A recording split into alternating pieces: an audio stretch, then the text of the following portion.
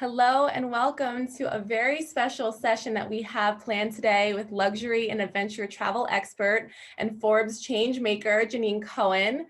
She's going to be giving us a really awesome presentation today about flow consciousness and how to connect to your highest wisdom during these times of really great uncertainty.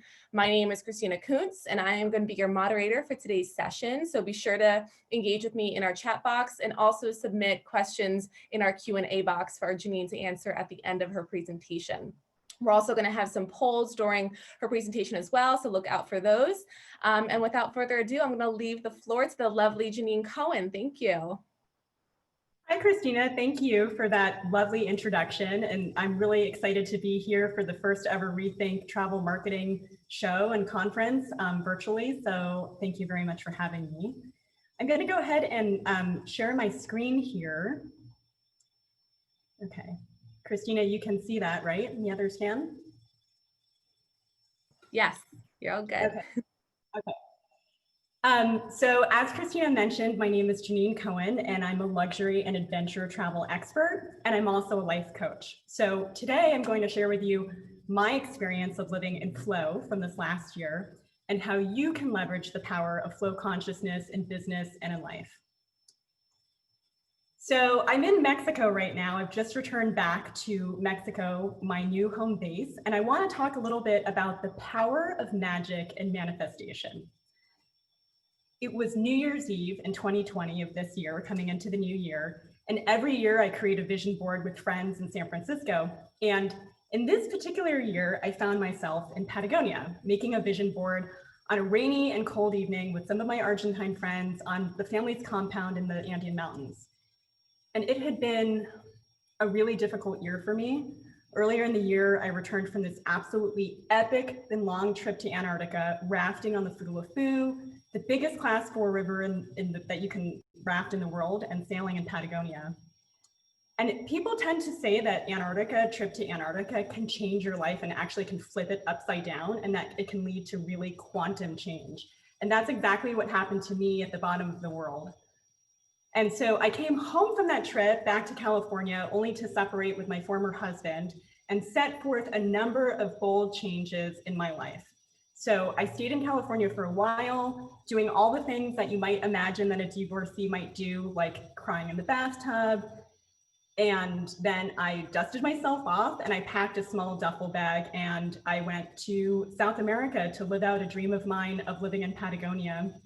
And I lived in a cabin in the woods for a few months, and I hiked to the top of every mountain and I sailed under the stars, and it was just totally dreamy and awesome.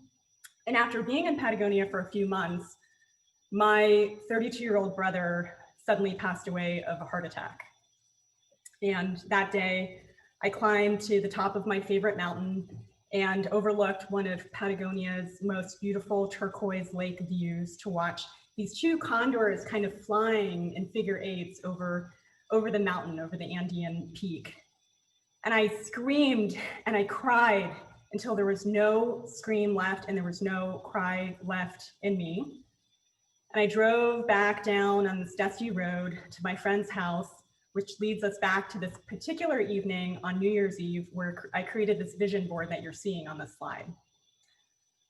I'd always been a really ambitious person, and it was really easy for me to just fall back into work every time I had any kind of trauma happen in my life. But I knew that this wasn't going to work this time. So this year, this particular year, and you can see the vision board on the left, my vision board was much less about ambition and more of a kind of screw it and let it fly and flow to the wind kind of a board. I knew I was going to need a lot more time to heal and know another side of myself. And so I created this board on the left-hand side of the page that had ocean and waves, and I wrote the word Mexico up at the top. I returned back to the US to spend time with my family and mourn the loss of my brother, of course, and was quickly contacted actually just that next week by a special consulting project in Mexico. So I found myself packing again, this time headed to Mexico, where I dove just kind of headfirst into the project and continued my other very full-time job and was just kind of working around the clock. Actually, in fact, up until this moment, my life's focus Complete focus and sense of identity was really focused on work and my career. And then, as all of you well know, as the world and our industry just stopped completely in mid-March, it literally felt like someone pulled the handbrake on my life while I was doing 80 miles per hour on the freeway. And as the US consulate urged all Americans to repatriate or be prepared, as it said in their emails, to stay in Mexico indefinitely, I thought about that statement for a little while and I thought, well, staying in Mexico indefinitely doesn't sound like such a bad thing, and I decided to stick it out.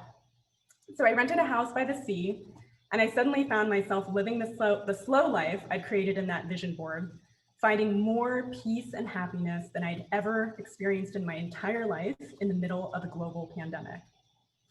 I started paddling and long distance swimming and meditating and spearfishing every day, and I learned how to kite surf. I started studying energy and intuition medicine and flow consciousness, and I dropped into this mode of being instead of always doing.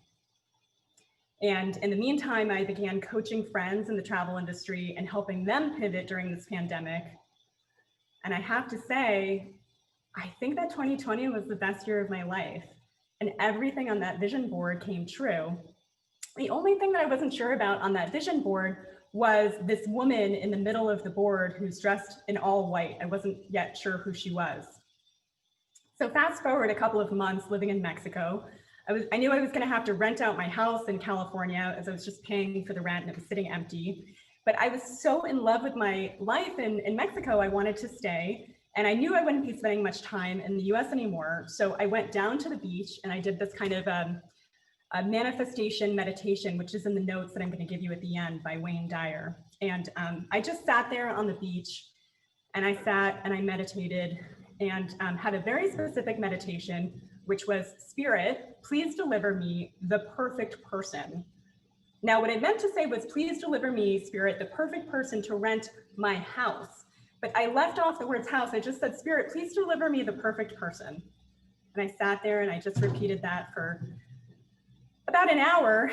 And then I came back into the house and I looked down at my phone and there was a WhatsApp message from Sandra, a friend of a friend who was looking for a temporary home in California. Sandra did end up renting my home in California. We'd never met. And while I was staying in Mexico, and some weeks later, I took a look at her Instagram account as she was still renting my house. And there she was. Here's Sandra on the right, the woman dressed in white. So I sent her a photo of the vision board and asked if it was her. And she said, yes, that's me. As it turned out that Sandra's family also owns a home here in Mexico in the Pacific Coast in Baja, which is where we are now. We're actually together here. She plays the guitar and she's an energy medicine practitioner. One of the things that it said on the board was positive energy as well. And that's something that she specializes in. So Sandra and I met when I came back to California and we ended up doing this absolutely epic road trip to escape the fires and the smoke that was happening in California around the American West. And we went to visit indigenous lands in New Mexico and study with some leaders there. And then we returned to Mexico where we are now. And I don't know where this is all going or what exactly is going to happen next, but I'm elated to be back here. So the point in me explaining all of this is that most people believe that you have to know what's coming next to find peace. But the truth is that while we've all been moving through this most unpredictable time of our lives, it's intuition and doing what feels good that will always lead us to a place of safety. When we find peace and safety within ourselves and relax into this particular moment with our full presence, it's then that we can move into a place of creative flow. And that's the place that innovation comes from. And innovation is what's called for now as we start the recovery process in the travel industry.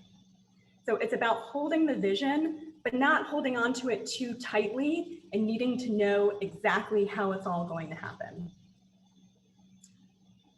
So I want to just manage your expectations for the next little over half hour or so here. I'm going to talk about flow consciousness and give you some practical tips to help you achieve it and to help let it inform everything that you do. So just to be clear, flow consciousness is different from a state of flow. So no doubt you've all heard of these states of flow. people often think of that as something that gets associated with a certain kind of a sport, for example. So you could be doing the sport and it's amazing and you're in the state of flow. But the challenge with that is that because it's a state, it's temporary in nature, meaning that when the activity is over, you just fall back into your baseline beliefs and emotions and habits. Where flow consciousness, on the other hand, is about living this way all of the time. So we're going to do a few exercises to help you tap into some of the ideas and grounding techniques behind flow consciousness that will help support you in achieving this way of being all of the time. And then Christina is going to lead us in a quick Q&A so that you can get your questions answered. So Christina, thank you again for that introduction. I do want to just give you a little context as to who I am. I've been working in luxury and adventure travel for the last 20 years, most recently as the managing director of global sales at Geographic Expeditions. And like all of you, I've been flying around the world nonstop for the last 2 decades, and I'm super grateful to have lived the most extraordinary life, and I'm thankful to our industry, which has given me a life beyond the adventures of my wildest dreams. I also happen to be a professionally trained life coach. And that's a skill that I picked up as a manager working in the travel industry to elevate my team by seeing them as creative, resourceful, and whole people with the answers to their own questions. So in these unprecedented times, I've actually felt like it's my responsibility and great honor to give back to our industry and help high-performing travel leaders and CEOs pivot through coaching. And so that's what I've been doing these last couple of months, forming mastermind groups to create mutual support and sharing best practices and just tapping into our collective wisdom and intelligence. Simultaneously, I also expanded the Women Travel Leaders Association, which is a quickly growing network and a professional association to help high-performing women in our industry jump to the next level in their careers and be surrounded by a sisterhood of support. I also have a podcast called The Everyday Magic Project, which is all about harnessing the aliveness that we feel when we travel to have in our everyday lives. And the topic has found particular relevance this year since we haven't been able to travel up until now. And my life's mission, joy, and purpose is supporting you, industry professionals, because you guys are doing so much good in the world and helping you to find your own unique magic and bring us together as a global community. So I used to be someone who needed to have every moment of everything planned. And I'm guessing a lot of you can relate to that, since you're all experts in logistics and travel. So I used to always be someone who was setting up a plan A, B, C, D, E, F. Can anyone here relate to that? I think Christina's gonna just put a question in the poll. Just put it in the poll. So everyone go check that out and give us your answers if you're someone that needs to plan everything to a T. Oh, 100% we're getting, yes. I think we all could relate to this right now. Yeah, so I'm not surprised. I mean, we are a community of planners. It's what we do best, and that's our profession after all, and we thrive in doing that. One thing that I want to just offer to you, which a great mentor also shared with me, is that we can choose who we are in any given moment. So while planning every single moment may have served us in some other moment in time, it may not be serving now. And you don't have to be on a beach in Mexico to be able to sit with uncertainty and to find your own inner peace. You can do that anywhere, and I'm going to explain how. In fact, making the day more of a kind of a moving meditation can really support me, and it can support you in finding peace no matter what happens. So it allows you to carry your most vibrant and exuberant energy no matter what happens during the course of the day.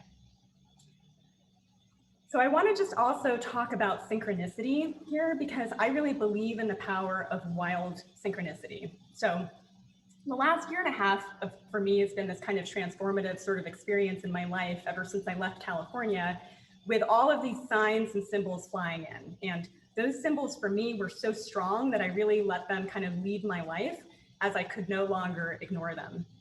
And that's what eventually led me to this life in Patagonia, where I was living in a cabin in the woods for 4 months and hiking to the top of every mountain and paddling every day and sailing under the stars and meeting people who frankly felt like their stories were just kind of inextricably woven in with mine. So synchronicity opens up a passage toward the spirit's emergence, okay? So it allows for the soul's journey of self-realization of this lifetime in the human body. So you are a spirit and a soul living in your human body. So when you see synchronicity, when you start seeing it, it's a sign that you're having an awakening experience, okay? It's a kind of an indicator that your soul is on your soul's path. And it can often happen when you're in these kind of transition periods of your life, like I had been for the last year and a half. But you can only start to see the signs and symbols when you slow down to see them and you believe that they're real. So I believe that every micro decision that I made along the way, because I allowed it to be informed by the signs and the symbols that I was seeing, that it eventually led me to every person who crossed my path, who I crossed theirs, was really there for a reason, which was to help me gather wisdom and another clue on staying on that path. So once you fully commit to something, like the way that I committed, for example, to being on my soul's path, it's really amazing how the world starts to conspire for you. So once I started aligning with my deepest desires, like living in Patagonia, for example, not just traveling there, or living in Mexico, it was really amazing to see that the way that things just started to show up and support me every step of the way. The resources started to just kind of show up everywhere. So one way to know if you're on your soul's path is to start documenting, just to note every time you're seeing a synchronicity. So a lot of people, for example, see synchronicities in numbers. They see repeating numbers like 111 or 333. Those tend to come up a lot for people. So if you're seeing synchronicities daily, it means that you're tapping into flow consciousness and you're on the path. If you're not seeing these things as frequently, or you're not seeing them at all, it may mean that you're just moving a little bit too fast, or you're just not in stillness enough to be able to tap into the intuitive mind. And I'm going to talk a little bit more about what the intuitive mind is and how to tap more into it. But first, I want to talk about infinite possible paths, okay? So when we believe in infinite possible paths, there really are truly no limits. And this is a different way of thinking than the rational mind, okay? So most people think of answers or solutions as being just black or white. But the intuitive mind knows that there's not just one or two solutions to any challenge. There's actually an endless variation of solutions. So when we believe that what we want is actually already happening and that the universe is conspiring for us to make that happen, then things do start to happen that way. So for example, when I started to live that way, I felt like this guardian angel was always on my shoulder protecting me and helping me fulfill my deepest desires. So I wasn't letting the perceived external circumstances like COVID, for example, of this year dictate my reality. Now, I'm not saying I wasn't safe around COVID and all of that, so I don't want you to think that, but I continued on with my path, kiting, living by the beach, etc., because I live on the edge of what's possible. And I believe I have access to truth and wisdom of many different dimensions at once. I can, reach into these different dimensions and just simply take the things that serve the higher good, the greatest good. Hence why I decided to consciously live outside of the US during the pandemic, during this period, and ended up having this kind of really wonderful reality. So what's possible is really just an illusion. And our limits are usually driven by this really deep-seated and unconscious fear, typically, and these limiting beliefs, which I'm going to talk a little bit more on how to break free through some of those. So I've had to continue to do, I continue to do a lot of deep inner work to clear those limiting beliefs. And I work on that with my coaching clients as well. Okay, so I want to talk a little bit about flow, which you're here to learn about. So flow is a balancing act, okay? So it's fluid in nature, obviously, and the balance is between the masculine and the feminine.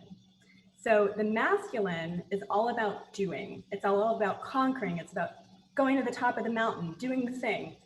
And the feminine is more about being. It's about being the magnet to kind of just sit with palms open and let things come to you. So we are very conditioned, especially in the Western world, to always be doing, right? To always be in that masculine. And for many of us, when COVID hit, we just didn't know how to stop the doing. So we just kept going and going and going and inventing work for ourselves, revamping the website, doing the thing, even if it wasn't really what was called for. But a lot of us did learn how to just be during these months, right? And that's been kind of the great gift of COVID, is that opportunity to really go inward and be more introspective may have just been one of the greatest gifts of our lives. Because the being has a tremendous amount of value, but it can take time to kind of unwind the ways that we've been programmed to be kind of productive, right? So you'll notice that when you're trying to will something to happen, it feels like you're pushing a boulder up a mountain. Where on the other hand, when you're in the more yin energy and something just feels right, the thing will kind of just come to you and it just feels easy.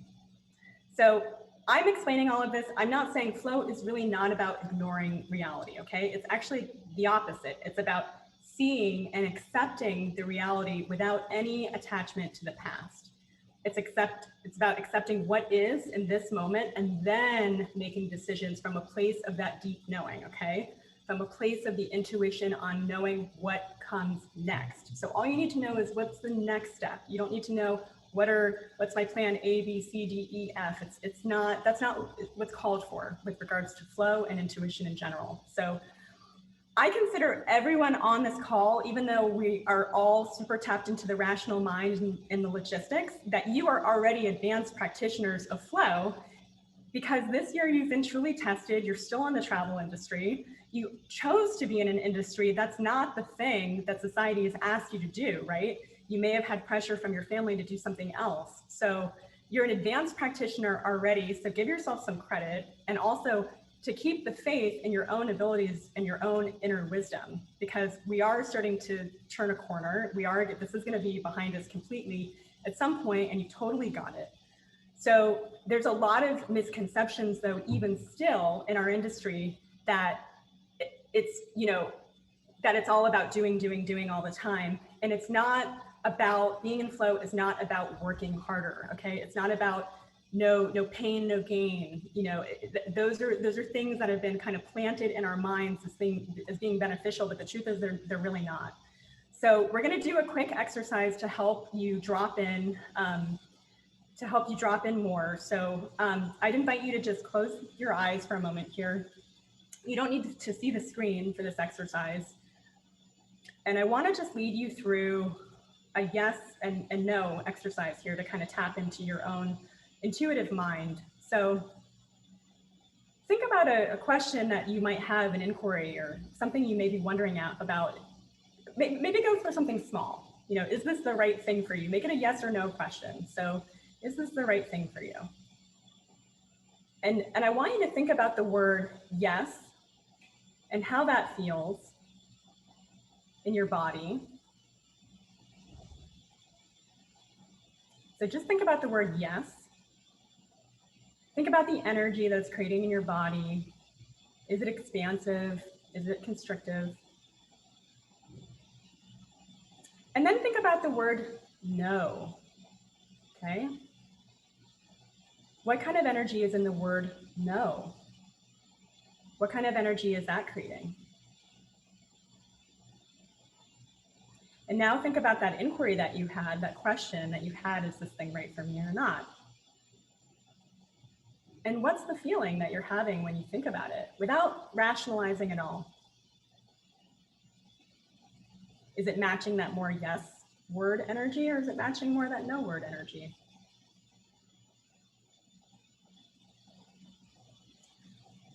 So what most people experience when they think of the word yes, they think of kind of this expanding energy, almost like this upward kind of energy. Christina, maybe you want to put a little poll question to see if people are feeling that.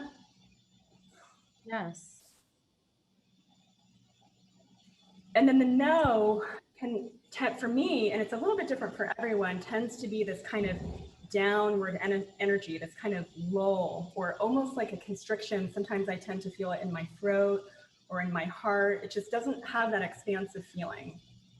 So are people feeling that? Are you feeling the yes and the no clearly, the difference in those two?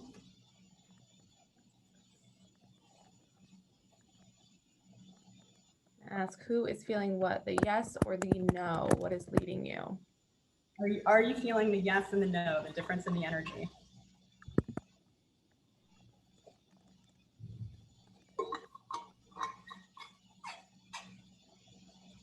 Going live with it now. Let us know what you're feeling. Mhm. So far, the yes Yeah. at 100% there, a little bit.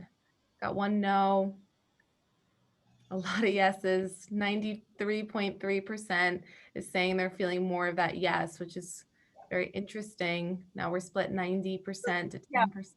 So yeah. And the inquiry is really just about if you're feeling the difference between what it feels like the word yes and what it feels like the word no. So it sounds like you're all getting it, which is great. And you can practice that. What I would recommend is practicing it with small decisions at first and then kind of work your way up so that then you're working from this much deeper wisdom when you're making those important decisions and you know how to do it. Okay, so the brain really, really hates uncertainty. It really likes knowing, okay? It likes closure. And it makes sense from a biological perspective, right? That if the brain feels unsure, that it goes to the negative. Like take the caveman, for example, seeing the shadow, the outline of the lion. If there is any doubt that that thing is a lion, the caveman needs to start running because that's the appropriate reaction for that, right? You need to start running away because if it's a lion and you hesitate, you're going to get eaten. But this doesn't really serve in a modern day reality where we have the physical safety and baseline needs met, but the biology of the brain hasn't really caught up with our current reality, right? So there are ways to reprogram the brain to sit with and even flow with the uncertainty. And there is one very special animal that values play and does it into adulthood, and that is the dolphin. So I encourage you to be the dolphin. But the only way you can be the dolphin is believing that change is easy. And most of us believe that change is hard. We don't like change. So you need to learn to reprogram the brain along with the somatic body to give it a new story around change. So instead of telling yourself that change is hard, try replacing that pattern with change is easy. So there's not going to be time to walk through it on this whole workshop, but if you want more information or you want to work with me about reprogramming the mind and the body in a somatic perspective, I'm happy to discuss it with you. But I work with my clients on reprogramming the mind and body with somatic techniques that help clear the limiting beliefs. And the one that we always start with is change. So if you wanted to give it a try, it won't do the whole somatic clearing, but simply to kind of create the mantra, change is easy, change is easy, or write down your beliefs around change, whatever the words are for you, and then look at putting on the other side of the paper, what is the opposite belief? What is the opposite belief that might make it feel more easy? So we don't need to look outside of ourselves to know the answers, okay? You are all very successful in the travel industry. That is why you're here. So you are your own guru, you are your own shaman. We all tend to think we need to do the thing, we need the education, we need the extra degree, we need to ask someone. But the answers are already collectively within us and they're already within you. And the only way you can really tap into that is through intuition. Okay, so in order to tap into your own tuition, the decision making has to be from that place instead of the rational thinking in your head, okay? Because the rational thinking is only going to get you so far. So if you're feeling uncertain about something, it's because you haven't found enough quiet and enough peace, and that comes through meditation. So meditation is the ultimate way of being. And it's the only way out of the anxiety of not knowing what's going to happen next. So there have been a lot of studies that have been done about intuition and decision-making. There was a recent one about chess players showing that when they use the rational mind, they can only think a few short steps ahead. But when they're able to tap into their intuition, they can magically know many, many more steps ahead. So this is not like out there woo-woo stuff. Many great thought leaders from throughout history, from Newton to Einstein, praised the power of intuition. In fact, according to Einstein, the intuitive mind is the sacred gift and the rational mind is the faithful servant. We've created a society that honors the servant and has forgotten the gift. Intuition could be called knowing without knowing why. So thinking with your heart or your gut feeling. So leading by and making decisions from a place of intuition is your superpower.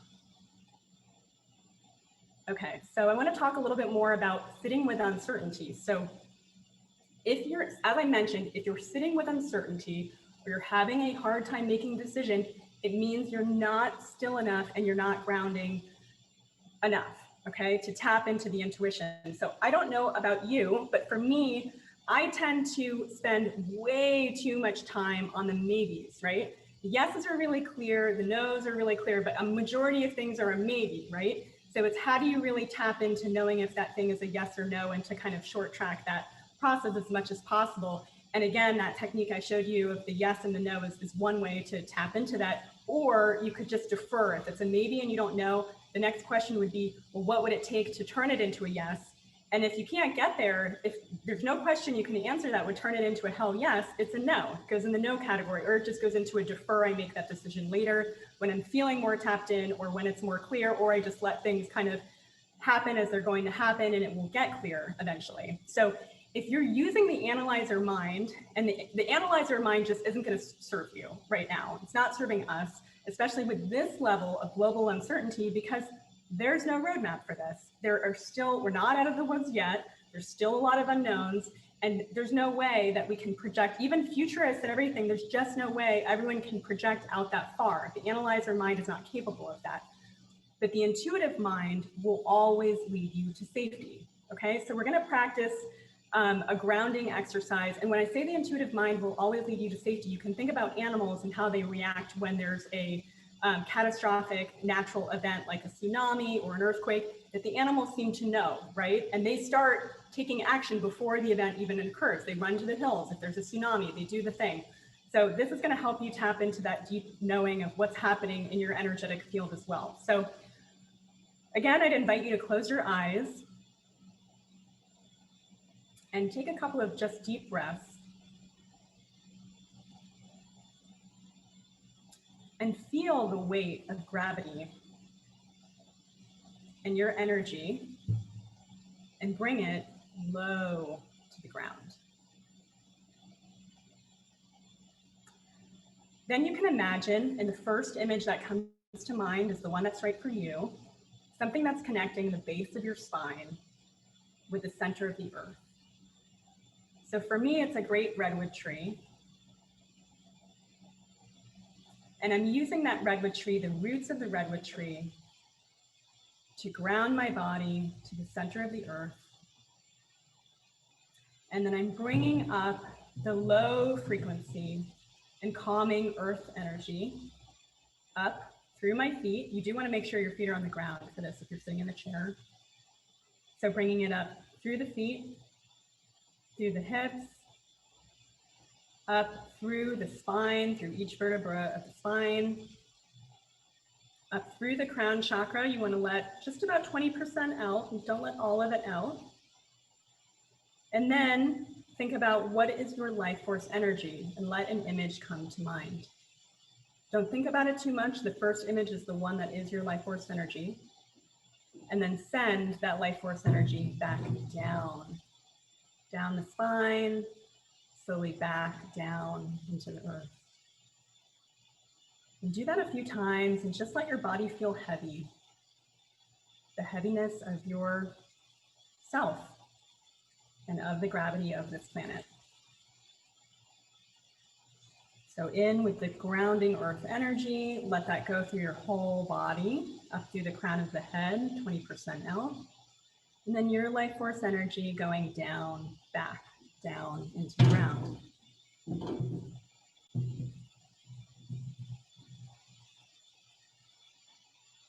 And then when you're ready, you can come back. And I'm hoping that you're feeling a little bit more connected with yourself and with the earth after that exercise.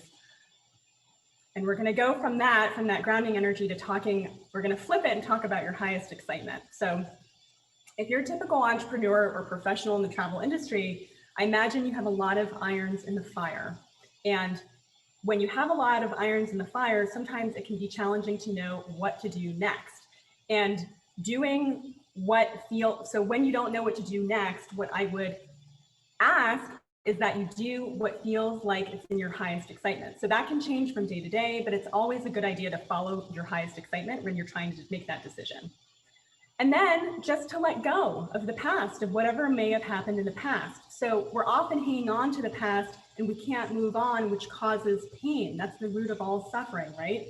So Thich Nhat Hanh says, letting go gives us freedom, and freedom is the only condition for happiness. If in our heart, if we still cling to anything, anger, anxiety, or possessions, we cannot be free. Okay, if we hang on to anything, anger, anxiety, or possessions, we cannot be free. So again, it's back to reprogramming our brains, starting with replacing change is hard to change is easy. And believe me, I know that you have invested a lot into building your career, building your businesses, and it's okay. It includes letting something go that perhaps you invested a lot of time, energy, and resources into, and having the courage to let it blow away and make the space for what's new that you're creating now. I'd also encourage you to do what feels good. Animals always do what feels good. You know, if you pet the dog and the dog, rolls over on his back, he's showing you he likes it. On the other hand, we as humans tend to do things because we feel obligated, because we feel guilty, or because there's some saboteur voice in our head and we're not sure what our own voice is. And so in my experience, that saboteur's voice can often be our parents' voice, and it's in that head telling us to do the thing, you got to work harder, all these things, be responsible. Not to say the voice isn't serving, but it's often not serving. So in order to feel good, you have to be present in your own energy and be full of your own life force energy. But it's hard to know what feels good if other people's voices and energies are always inside your head and your field. So that's why you need to go back to yourself. So I'm going to do one more quick meditation. So back to closing your eyes. And you're going to go back. You won't need to see the screen. So everyone, to close your eyes again. Feeling that grounding energy, that connection to the earth. The grounding energy up through the crown of through your crown chakra, 20% out.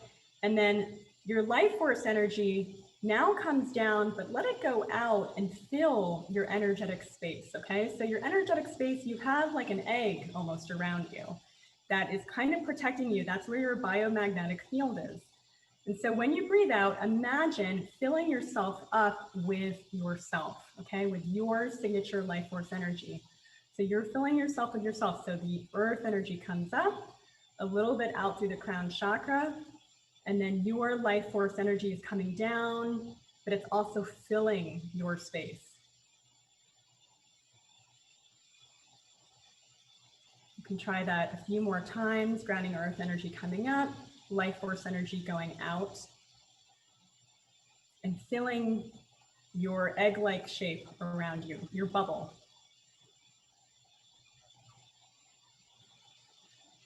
And then when you're ready to come back, I'm just going to very quickly talk about your emotions, okay? So it is okay to feel emotions during this COVID time. I know us in the States, we just got through a very challenging period with this election. Many of us were feeling many things. The feelings are there to give us information, okay? But it doesn't mean that you need to get stuck there. In fact, the worst thing you can do is repress your feelings.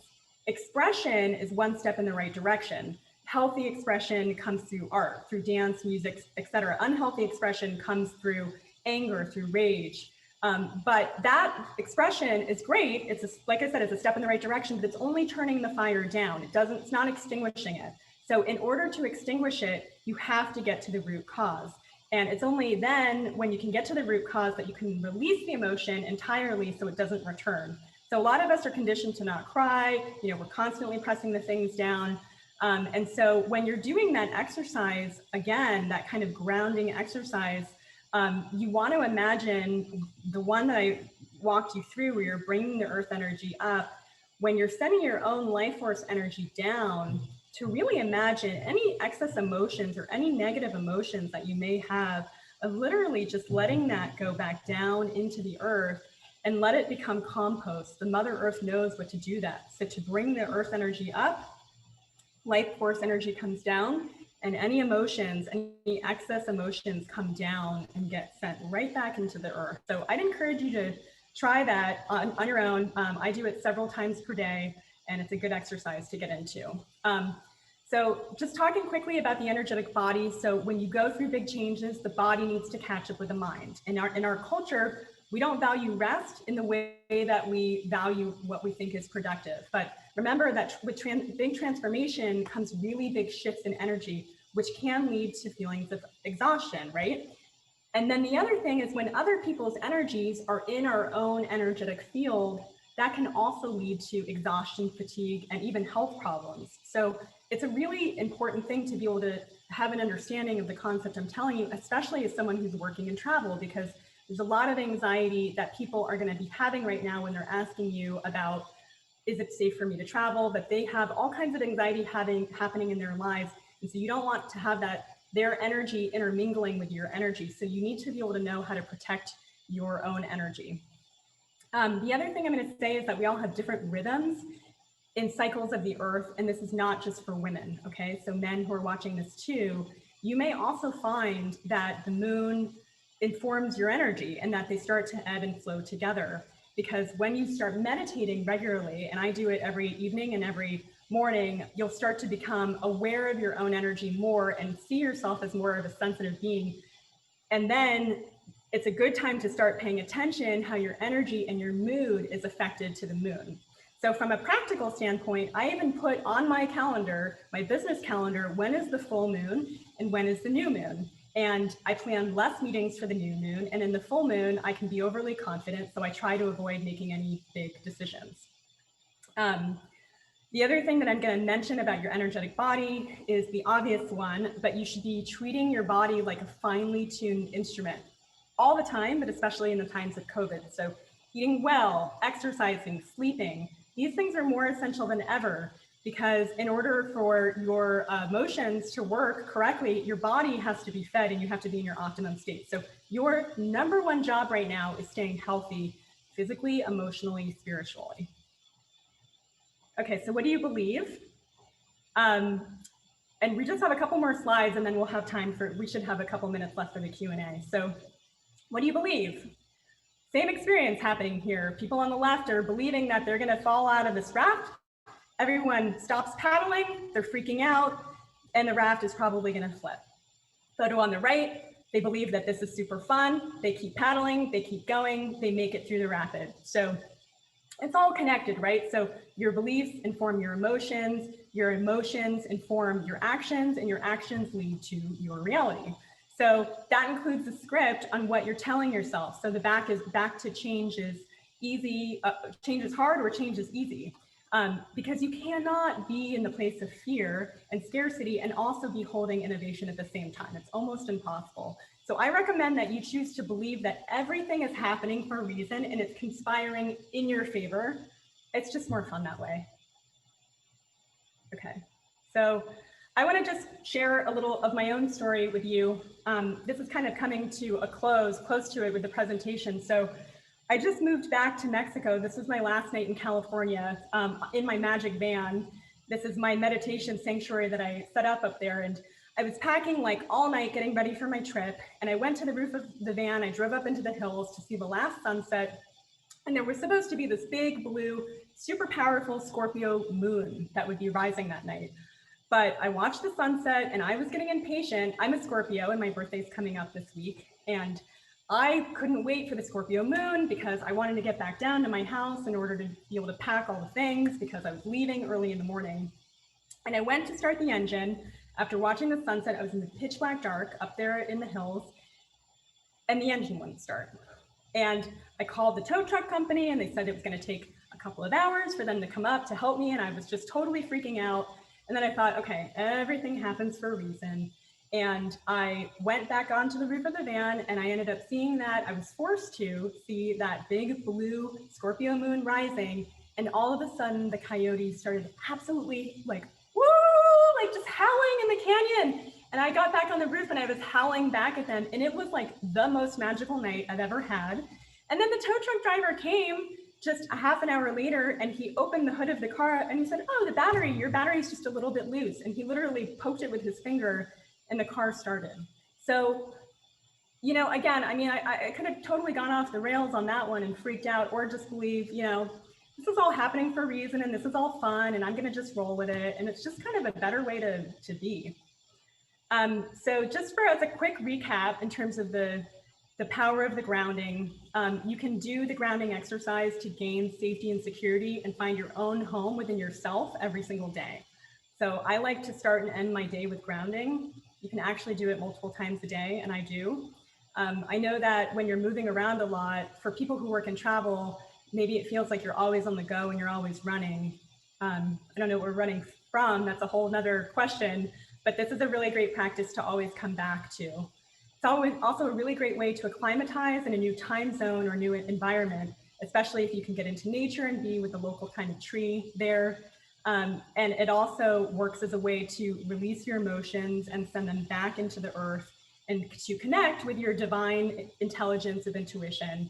And it also makes decisions feel very clear and very easy. So just remember that grounding takes time, so be easy on yourself.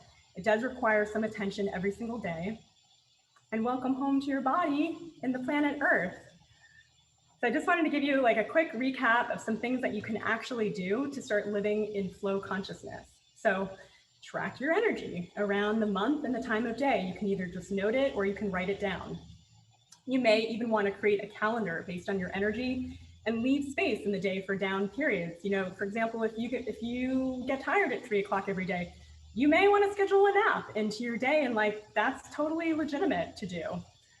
I strongly, if there's nothing else that you take out of this, I strongly would almost insist on creating a morning and evening routine every single day that involves some kind of movement and meditation, to really take the time to do that on a daily basis. And then actively reprogramming the brain to change your beliefs, and to practice the grounding meditation, sending your emotions into the earth, practice that yes and no on the small decisions, and then work your way up to the bigger ones. Remember, when you're not sure what to do next, do what's in your highest excitement and make the time to just be instead of always the doing. And that's it. So we're going to go ahead and open it up for questions. Yes, thank you for an amazing presentation, Janine. That's like a wealth of knowledge. I'm like pummeling away on my notebook here, taking notes. So thank you for that. I'm going to go to our Q&A box. We had some earlier questions that we're going to touch base on. So I know we had Jane Barron that was in our chat box today as well, and she was mentioning that you guys are in a mastermind group together. Can you speak to the name of that or share some details about that? Yeah, thanks for asking, and thanks for asking about that, Jane. So the group, Jane's been an amazing part of the Women Travel Leaders group, which is a growing professional association to help high-performing women in the travel industry gain the skills that they need to up-level in their careers. So we are a global network of women, most of which are business owners, but also top-level executives on all sides. And so the website is actually in this resource guide at the very top of how you can become a member, how you can apply to become a member of Women Travel Leaders. Or people can simply contact me. The contact information is here on this next page. They can send me an email, or yeah, that's probably the best way. Fabulous. Yeah, we had a second question that followed that afterwards, asking about the criteria to join the Women Travel Leaders Association. So I imagine that they can get more information on that link right there. Yeah, they can get more information on the link on what's required, but it's a very easy, straightforward, simple application process. It doesn't take more than 5 minutes. Cool. And then going back to our first exercise that we were doing, you know, channeling those energies between both the yes and the no. Someone asked, when they asked what if the answer is both yes and no that's pulling you? How would you kind of navigate that? Mm-hmm. Yeah, so if the answer is both yes and no, it sounds like there's not clarity. So it means that you may either have to ask that question in another moment of time when you're feeling more grounded, or defer the question. So what I love about this question is that we have in the travel industry, we tend to be very reactionary, right? Because it's a 24-hour a day job and there's a lot coming at us, a lot of things are artificial deadlines of someone saying, I need this from you right now. I need this from you right now. But the truth is, does the decision have to be made in that particular moment that it's being asked of, when it's being asked of you? And the answer is usually no, actually. So a lot of people, I'm included, have a hard time saying, you know what, I'm not sure, let me get back to you on that. But saying, let me get back to you on that is a very powerful place to stand. In fact, that's the most powerful place to stand, because then you can take the time that you need to be in that more grounded place. And eventually it will get clear. If it's not clear, it may also mean that you don't have, there may be another piece of information that comes before it and you need to just kind of wait. So to just really have the discernment to know also what's a real deadline versus what's an artificial deadline, and then to ground into the intuitive side and yourself when making the decision. Love that. Thank you. And then, so I had actually put a poll up when you were talking about meditation and asked everyone if they have leaned on meditation during this pandemic. And we had about 62% who said yes, and 37% of our listeners right now who said not me. So we had someone in the question box ask if there's any kind of meditation app or program that you can suggest to get started. Yes. So one that I would recommend is if you prefer to do a manifestation meditation, there are different styles of meditation. So I like Wayne Dyer a lot when I'm feeling more powerful, which is about manifestation. It's not in these notes, but it's just if you Google Wayne Dyer, there's videos on Spotify. There are morning and evening meditations. There's also transcendental meditation. You can look that up. There's also this listing here, the Academy of Energy and Intuition Medicine, which has audio files about the grounding meditations that I've walked you through. So if you want more grounding, you can tap into those. And there are a number of others on Spotify, and there's all kinds of resources out there. In terms of meditation, I think the most important thing is just finding the flavor that works for you.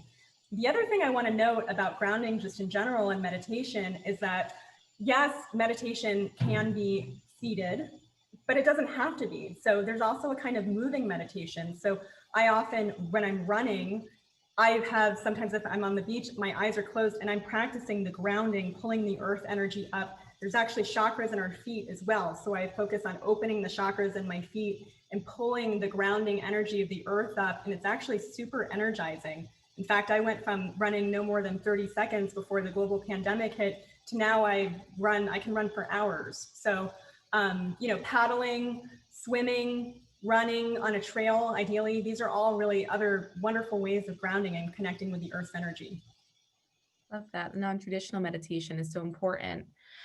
So I think that was our Q&A box. We have a few birthdays. Amy Green, happy birthday to you. A few fellow Scorpios, Janine, so they wanted to kind of send their love and happy early birthday to you. I've also had Darbar said this is the most useful advice I've had all year. So thank you, Janine, and the Rethink team. So really awesome. Everyone is eager to have a recording of your presentation. I'm going to leave with one more question that's kind of off the book here. A question that was submitted was, I have a lot of ideas, but I have a hard time knowing what comes first because I don't have the usual feedback that I have, which is usually from sales. How do I know which of my ideas will be successful? Can you help us navigate through that one?